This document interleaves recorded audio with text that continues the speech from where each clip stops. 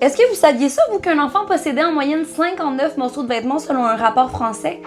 3, 18, 19. Ben oui, ça grandit vite, les enfants, mais est-ce que ça se peut qu'on exagère un tout petit peu? Est-ce qu'on achète un peu trop juste au cas parce que c'est pas cher ou parce que c'est donc le fun de magasiner des petits vêtements cute pour enfants? Quand on connaît les impacts socio-environnementaux assez notables de l'industrie de la fast fashion, il y a moyen, selon mon expérience, d'accompagner nos enfants dans leur poussée de croissance sans tomber dans la mode jetable. Et aujourd'hui, avec les décarbonés, je vais vous montrer que c'est possible. Mode jetable, c'est la traduction française pour fast fashion. Et j'adore cette traduction parce qu'elle est très révélatrice. C'est tellement rapide que c'est jetable. Alors oui, on peut magasiner en friperie puis utiliser les plateformes de revente de vêtements sur les réseaux sociaux. Mais on peut aussi trouver un enfant plus vieux né à la même saison qui pourrait lui léguer tout son linge une fois que ça lui fait plus. Est-ce que tu m'as fait ça? C'est mon pyjama à moi?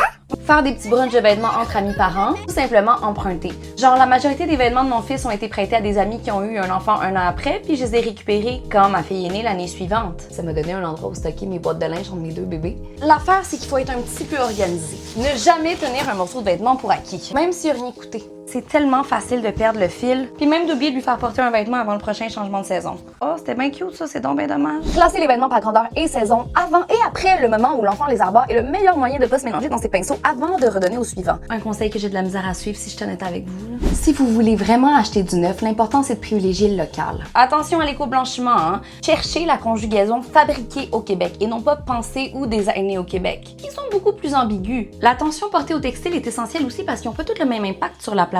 Par exemple, le lait et le chanvre sont des fibres qui nécessitent peu d'eau, parfois zéro pesticide, et qui sont biodégradables. En contrepartie, le polyester et le nylon sont à éviter. Ben oui, c'est des dérivés de pétrole qui libèrent des microplastiques qui vont se dégrader dans des centaines, voire des milliers d'années. Maintenant, on veut vous entendre. À quoi ressemble la garde-robe de votre enfant? Pour plus d'idées sur le sujet ou pour vous aider, vous convaincre d'habiller votre enfant seconde main, rendez-vous sur le site des Décarbonés pour l'article complet.